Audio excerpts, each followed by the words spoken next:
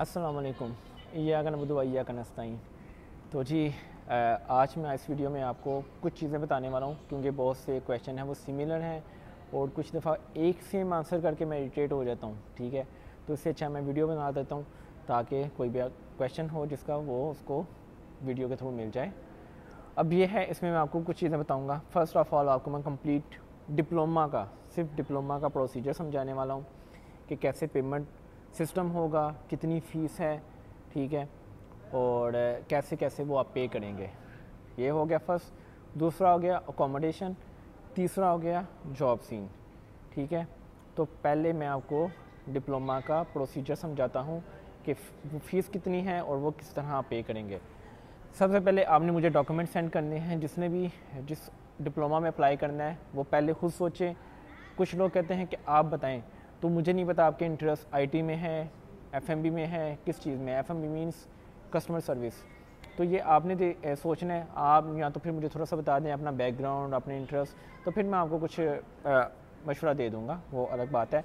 लेकिन आपने डिप्लोमा पहले तो देखना कि कौन सा डिप्लोमा आपने करना है। फिर आपने मुझे 3 चीज़ें देनी है। Passport size photo with white background, जो कि ओरिजिनल ये ना हो कि आप फ़ोटो वो प्रिंट आउट निकाल के स्कैन करें, वो नहीं, आपने पीडीएफ फाइल में ही लेनी जब आप फ़ोटो खिंचवाएं।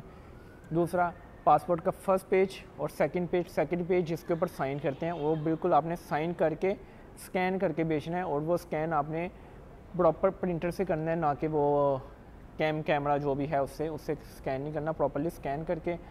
और तीसरा जो आपने मुझे भेजना है वो भेजना है आपने अपने मैट्रिक की मार्कशीट। ठीक है, और अगर आपकी सर्टिफिकेट आ गया, अगर आपने मैट्रिक 2 साल पहले किया तो आपका सर्टिफिकेट आ जाना चाहिए, तो वो सर्टिफिकेट आपने वो भी स्कैन करके भेजना, प्रॉपरली स्कैन करके। ये 3 डॉक्यूमेंट्स भेजने हैं और मुझे बताना है कि ये डिप्लोमा आपने करना है। मैं आपको ऑफ़र लेटर इशू करूँगा, लेकिन डिप्लोमा जब आप ये डॉक्यूमेंट्स भेजेंगे उसके साथ आप मुझे बताएंगे, मैं आपको एक पाकिस्तानी अपना अकाउंट नंबर दूंगा, उसमें आपने 25,000 रुपये जमा करवाने हैं कंसल्टेंसी फ़ी आएगी। मैं आपको एक ऑफ़र लेटर दूंगा। ऑफ़र लेटर के ऊपर कॉलेज का अकाउंट नंबर मेंशन होगा। अगर आपका कोई मलेशिया में रहने वाला है तो आप उसको बोल सकते हैं कि वो उस अकाउंट में 2500 रिंगिट डाल के रेफरेंस में आपका पासपोर्ट नंबर डाल दे। ये हो गया अगर किसी का कोई मलेशिया में रहने वाला है। अगर किसी का कोई मलेशिया में रहने वाला नहीं है, ठीक है, वो मुझसे रेट ले ले, ओपन मार्केट का रेट। ठीक है, वो मुझे पाकिस्तान में पे कर दे, मैं यहाँ पे पे कर दूँगा। अब किसी को अगर स्कैम का डर है वो मेरी पीछे वाली वीडियो देख सकते हैं जिसमें मैं कॉलेज में बैठ के बात कर रहा हूँ। ठीक है, अगर वो फिर भी उसको स्कैम का डर है, वो जाके वेस्टर्न यूनियन के थ्रू डायरेक्ट कॉलेज के अकाउंट में पे कर सकता है। हाँ, लेकिन उसके जो चार्जेस हैं वो बहुत ज़्यादा हाई हो जाएंगे। तो अगर तो यकीन है तो आप डायरेक्ट मेरे अकाउंट में करवा दें, अगर नहीं है आप हाई चार्जेस पे कर दें, आप वेस्टर्न यूनियन के थ्रू करवा के कॉलेज के अकाउंट में डायरेक्टली मुझे रिसीट सेंड कर दें। ठीक है, जब ये 2500 रिंगिट आप वीज़ा फ़ी जमा करवा देंगे, ये नॉन रिफंडेबल है। ठीक है, ये वीज़ा एप्लीकेशन फ़ी है जो कि इमिग्रेशन को जाएगी। जब ये फ़ीस आप जमा करवा देंगे, 1-2 दिन के बाद आपका जो स्टेटस है वो मलेशिया की वेबसाइट पे ऑनलाइन हो जाएगा और वो प्रोसेस में आ जाएगा। जब वो ग्रीन होगा उसका मतलब वो सारा कुछ आपको डिटेल वहीं पे शो होती रहेंगी। अब वो वेबसाइट कौन से आपने जस्ट लिखना है EMGS एप्लीकेशन चेक, और वहाँ पे जाके अपना पासपोर्ट नंबर डालना है, कंट्री डालना है, वो एप्लीकेशन आपको प्रोसेस में आती हुई नज़र आ जाएगी। वो स्टार्ट होती है 5% से, जब पेमेंट हो जाती है 15% पे आके वो रुक जाती है। ठीक है, तब आपके डॉक्यूमेंट्स वगैरह चेक होते हैं, फ़ोटो कोई भी आप अगर उनको चीज़ लगता है कि फ़ोटो क्लियर नहीं, डॉक्यूमेंट्स का ये चाहिए, तो वो बोलते हैं यार दोबारा सबमिट कर दो। जब डॉक्यूमेंट्स क्लियर हो जाएंगे तो आपको एक EMGS अप्रूवल लेटर आ जाएगा उसी वेबसाइट पे, वो आप डाउनलोड भी कर सकते हैं। वो ये है कि आपके डॉक्यूमेंट्स जो हैं वो क्लियर हो गए हैं, सब कुछ क्लियर है। फिर वो 35% से सीधा 70% पे जाएगा। 70% पे जाके आपको आपका अप्रूवल लेटर मिल जाएगा। जब आपको अप्रूवल लेटर आ जाए, आपने सिंगल एंट्री वीज़ा अप्लाई करना है, लेकिन आपने गलती नहीं करनी। सिंगल एंट्री वीज़ा ये वो विज़िट वीज़ा ही है, लेकिन ये नॉर्मल विज़िट वीज़ा की तरह नहीं है। ये है टेम्परेरी स्टूडेंट पास, ना कि टेम्परेरी सोशल पास। तो मेरे एक स्टूडेंट ने ये गलती कर दी थी, जिसकी वजह से मुझे फिर वो इस्लामाबाद एम्बेसी से कैंसिल करवाना पड़ा और फिर दोबारा से उसका अप्लाई करना पड़ा। उस पर उसका एक्स्ट्रा पैसे भी लगे, 13-14 हज़ार पाकिस्तानी एक्स्ट्रा लगे। अब ये सिंगल एंट्री जो स्टूडेंट पास हैं, अगर आप स्मार्ट हैं खुद अप्लाई कर सकते हैं तो आप कर दें। इसका खर्चा आएगा 8,500, लेकिन अगर आप खुद अप्लाई नहीं कर सकते तो मैं आपके लिए अप्लाई करवा दूंगा, लेकिन हम लेंगे 12,000 पाकिस्तानी, ठीक है, और ये घर बैठे ही आपको मिल जाएगा। और इसका प्रोसेस भी यही होगा, पाकिस्तान में मैं मतलब पहले अप्लाई कर दूंगा, डेफिनेटली अगर आपने EMJS अप्लाई कर दी हुई है तो मैं पहले अप्लाई कर दूंगा, जब वीज़ा आ जाएगा तो आप मुझे 12,000 पाकिस्तान में पे कर दें, इसका ये प्रोसेस होगा।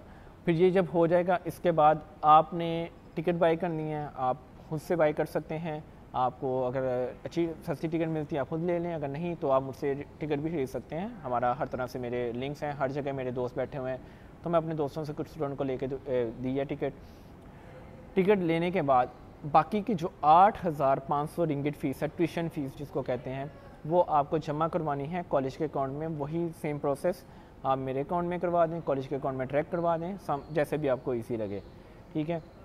वो करवा के फिर आपने पाकिस्तान से फ़्लाई करना है, लेकिन फ़्लाई करने से पहले आपको वो फ़ीस क्लियर करनी पड़ेगी, क्योंकि अगर फ़ीस क्लियर करेंगे तो ही हम आपको एक लेटर इशू करेंगे जो होगा एयरपोर्ट क्लियरेंस सर्टिफिकेट। बहुत से कॉलेज या यूनिवर्सिटीज़ खुद स्टूडेंट को एयरपोर्ट से लेने जाते हैं, लेकिन हम ऐसा नहीं करते। हम आपका डाटा इमिग्रेशन को पहले ही सबमिट कर देते हैं। जब EMJS काउंटर पे जाते हैं, आप जहाँ पे जाकर सिर्फ अपना पासवर्ड ईवॉल देते हैं, वो आपका डाटा चेक करते हैं, आपको रिलीज़ करते हैं। लेकिन कोई भी प्रॉब्लम हो आप मेरे साथ कॉन्टैक्ट में रह सकते हैं। तो ये हो गया कंप्लीट प्रोसेस। फिर जब आप यहाँ पे आ जाते हैं, ठीक है, यहाँ पे आने के बाद आपका मेडिकल होता है। मेडिकल होने के बाद 4 दिन के बाद जब वही EMJS की वेबसाइट पे आपका स्टेटस 80% हो जाए, 80% मीन्स आपका मेडिकल क्लियर हो गया, ठीक है। अब किसी का मेडिकल रिजेक्ट हो जाता है तो भी हमारा कसूर नहीं है, तो वो यही कि अगर कोई स्मोकिंग वगैरह करता है या कुछ लिकर वगैरह लेता है तो वो बिल्कुल ना ले, जब अगर उसने मलेशिया में आना, और वैसे भी लेना नहीं चाहिए, अल्लाह बचाए आप हर किसी को इस काम से। तो ये करके आप यहाँ पे आ जाएंगे। अब यहाँ पे अकोमोडेशन का क्या सीन होगा, जब आप एयरपोर्ट पे आ जाएंगे, ज़ाहिर है मैं आपके साथ टच में रहूँगा, मैं ऑनलाइन टैक्सी भेजूँगा, आप वहाँ से सीधा मेरे पास आ जाएंगे। यहाँ पे आगे मैंने आपके अकोमोडेशन का बंदोबस्त किया होगा, लेकिन अकोमोडेशन का डेफिनेटली टेम्परेरी होगी, 1 महीने की मैं करके दूँगा, लेकिन वो रहने के काबिल ज़रूर होगी, ये नहीं होगी कोई। तो वो अकोमोडेशन में आपके आके आप रहेंगे, ठीक है, डेफिनेटली पे आप करेंगे। फिर उसके बाद आप 1 महीने के बाद अगर आप चेंज करना चाहें, किसी दूसरे स्टूडेंट के साथ रहना चाहें, कहीं और रहना चाहें, किसी कज़न के पास जाना चाहें, तो आपकी मर्ज़ी है। लेकिन ये कि आपको पाकिस्तान से लेके यहाँ आने तक कहीं भी प्रॉब्लम नहीं होगी, हम हर जगह आपके साथ होंगे, आपको बताएंगे एयरपोर्ट पे कैसे आना है, मेडिकल कैसे करवाना है, ट्रेन का सिस्टम कैसे वर्क करता है, हर चीज़ में हम गाइड करेंगे। मनी एक्सचेंज कहाँ से बेटर होगी, तो ये कि एक प्रॉपर जो एक गाइडेंस चाहिए होती वो हम आपको वो देंगे यहाँ पे, ठीक है। अकोमोडेशन का मसला भी हल हो गया। और यहाँ पे जो मेरा दोस्त अभी कैमरे के पीछे बैठा सईद, इसके पास अपने क्वार्टर हैं, मतलब हमारा एक दोस्त है, तो वो ये काम करता है कि लोगों को अकोमोडेशन पे कमरे देता है, तो वो शेयरिंग में है, वो सस्ता है। अगर कोई सस्ता लेना चाहिए वो, लेकिन अगर कोई कहता है कि नहीं मैंने सेपरेट रूम लेना है, तो वो फर्स्ट मंथ आप कैसे भी गुजारा करें, उसके बाद आप सेपरेट रूम लें, सेपरेट घर लें, सेपरेट बंगला लें, वो आपकी मर्ज़ी है, ठीक है, वो आपने खुद लेना है। उसके बारे में मैं गाइड करूँगा, और बाकी काम आपने खुद करना, पे आपने करना है, तो आपकी मर्ज़ी। तो ये होगा एक प्रॉपर सिस्टम। अब जॉब का सीन ये है कि अभी तक मैं गारंटी इसलिए नहीं लेता कि क्योंकि ये सब कुछ डिपेंड करता है अगले बंदे की क्वालिटी पे। जैसे कि मेरे 2 स्टूडेंट आए हुए हैं, अब मैं उनका नाम भी बताता हूँ, उमर एंड नजफ़, ठीक है। तो वो यहाँ पे आए हैं, पहले तो ये कि उन्होंने आते ही ये नहीं कहा कि जॉब, रिलैक्स हुए, उन्होंने चीज़ें समझी हैं ये वो। अब उसके बाद मैंने एक जगह पे कांटेक्ट किया, अपना सोर्स यूज़ किया, ठीक है, वहाँ पे उनको इंटरव्यू के लिए भेजा, उन्होंने इंटरव्यू पास किया, और वो बंदे अब नेक्स्ट वीक से काम पे चले जाएंगे। तो जॉब का सिस्टम ये है कि डेफिनेटली मैं इसमें गाइड करूँगा, जितना हो सके उतना हेल्प आउट करूँगा, कॉलेज से जो हेल्प चाहिए होगी वो लेके दूँगा, लेकिन मैं इस चीज़ की गारंटी नहीं लूँगा, लेकिन डेफिनेटली मैं गाइड ज़रूर करूँगा, क्योंकि जॉब करनी है बंदे ने। और मैं झूठ नहीं बोलूँगा कि आप 2500 कमा लेंगे, 3000 कमा लेंगे।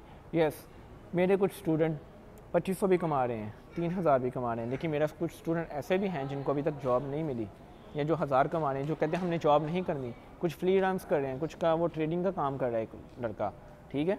तो वो सारा कुछ स्टूडेंट पे हमारा काम है आपको स्टूडेंट वीज़ा देना और उसमें हेल्प करना, जॉब में गाइड करना, ना कि झूठे वादे करना, और ये मैं काम कभी भी नहीं करूँगा। तो ये पूरा एक प्रोसेस हो गया। और अभी इसके अलावा कुछ लोग क्या करते हैं, वीडियोस हमारी देखते हैं, डेफिनेटली देखें, कोई बात नहीं, कोई मसला नहीं, और देखते भी हैं और मुझे कहते हैं यार भाई मैं आपकी वीडियोस देख रहा था। जैसे कभी आज ये वाक़या हुआ जब मैं ये वीडियो रिकॉर्ड कर रहा हूँ कि मुझे एक भाई ने मैसेज किया कि यार मेरे दो, एक मेरा भाई और उसका दोस्त मलेशिया में गए हैं किसी एक कॉलेज में, कॉलेज का नाम नहीं लूँगा, ठीक है, और वो बोला कि वो कॉलेज उन्होंने पहले बताया कि केल में है, अब कॉलेज बहुत दूर है, और हमें हॉस्टल का बोला था, लेकिन हॉस्टल में ना पानी है और वहाँ पे कुछ लोग ऐसे अजीब अजीब से लोग रहते हैं, ना कमरा में एयरकॉन है ना कुछ है, ये है, तो आप हमें कर दें, हम आपकी वीडियो देखते हैं। मतलब वो वीडियो भी वो बंदा ऐसी बात करते हैं कि जैसे हमने एहसान किया आपकी वीडियो देख के। तो ठीक है, आप वीडियो आपने देख ली, मैंने उसमें गाइड कर दिया, आपने ले लिया, लेकिन अब इससे ज़्यादा मैं क्या कर सकता हूँ? आप ना तो मेरे स्टूडेंट हैं, ना तो ये कि आप हमारे कॉलेज में आए हैं, आप किसी और कॉलेज में आए हैं, ना तो मैं वहाँ पे जाके आपके लिए लड़ सकता हूँ, ना आपके लिए मैं अकोमोडेशन अरेंज कर सकता हूँ, क्योंकि मैं अगर अकोमोडेशन अरेंज करूँगा मेरे स्टूडेंट्स के साथ होगी, मुझे आपके बायोडाटा का नहीं पता, मेरे स्टूडेंट की कोई चीज़ गायब हो जाती है, किसी का लैपटॉप गायब हो जाता है, तो वो मुझे पे करना पड़ेगा। तो मैं सिर्फ अपने स्टूडेंट की ही हेल्प कर सकता हूँ, क्योंकि उनका बायोडाटा मेरे पास है, मुझे पता है उनको कैसे ट्रेस करना है अगर कुछ हंकी पंकी होती है, ठीक है। लेकिन जो दूसरे स्टूडेंट हैं मैं उनको सिर्फ गाइड कर सकता हूँ, लेकिन मैं किसी किस्म की हेल्प नहीं कर सकता। वो जिस बंदे पे के सहारे आते हैं फिर आप उसी को ही जाके पकड़ें, उसी को तंग करें, और ये सारी चीज़ें हैं। इसमें मैंने कंप्लीट प्रोसीजर समझा दिया, लेकिन कोई चीज़ मिस हो गई हो तो आप मुझे व्हाट्सएप पे पूछ सकते हैं। कोशिश करें, बल्कि कोशिश नहीं, मस्ट आपने अगर मुझे मैसेज करना है तो आपने वॉइस मैसेज नहीं करना, टेक्स्ट मैसेज करना है, क्योंकि कुछ दफ़ा मैं बिज़ी हूँगा तो मैं रिप्लाई नहीं कर सकूँगी या मैं वॉइस नहीं सुन सकूँगा, मुझे बाद में मैं जाकर बार बार वॉइस नहीं सुन सकता। अगर टेक्स्ट मैसेज होगा ये तो ये मैं किसी भी कहीं मीटिंग में भी हूँ तो मैं टेक्स्ट मैसेज देख सकता हूँ कि ये क्या पूछ रहा है, और मुझे बाद में भी जब याद आएगा कि हाँ इस बंदे ने ये पूछा था। अब वॉइस मैसेज में मुझे नहीं पता कि क्या पूछा था, किस मैसेज पे क्या बात हुई थी, और ना ही उसको मैं टैग कर सकता हूँ कि यार इस क्वेश्चन का ये आंसर है, इसका ये आंसर है। तो कोशिश करें जस्ट टेक्स्ट मैसेज करें, और मैं जितना हो सके उतना जल्दी आपको रिप्लाई कर दूँगा। और हाँ, जो मेरी फ़ीस है ये हर बंदे के लिए सेम है। कोई बंदा बहुत अमीर है तो मैं, और उसको इन चीज़ों का नहीं पता, तो मैं उसको भी ट्रैप करने की कोशिश नहीं करूँगा। कोई बंदा इतना ही पे कर सकता है और कोई बंदा बहुत गरीब है तो मैं उसको बोलूँगा कि अगर आप अफोर्ड नहीं कर सकते तो आप ये रिस्क ना लें, ठीक है। अगर आपका मकसद ये है कि आपने अपनी फैमिली को ही सपोर्ट करना है और आप किसी से उधार पैसे लेके आ रहे हैं, आप ज़मीन बेच के आ रहे हैं या कोई घर का सोना बेच के आ रहे हैं, तो मैं बोलूँगा कि आप ये काम ना करें, क्योंकि कोई भी कंट्री है उसके हालात इतने अच्छे नहीं, और आप यहाँ पे आते हैं, इसकी कोई गारंटी नहीं कि आप 100% ही कामयाब होंगे, आप नाकाम भी हो सकते हैं। तो ये ना हो कि आप जगह भी बेच दें या कर्ज़ उठा लें या सूद पे पैसे ले लें, वो तो बरकत ही नहीं पड़ेगी। तो ये काम आपने बिल्कुल नहीं करना। चलें, ये थी आज की वीडियो, और उम्मीद है आपको इससे फ़ायदा हुआ होगा, और नेक्स्ट वीडियोज़ में मैं बाकी के टॉपिक क्लियर करूँगा, जैसे कि स्कूल सिस्टम, यूनिवर्सिटी सिस्टम वगैरह वगैरह। चलिए मिलेंगे नेक्स्ट वीडियो में, तब तक के लिए बाय।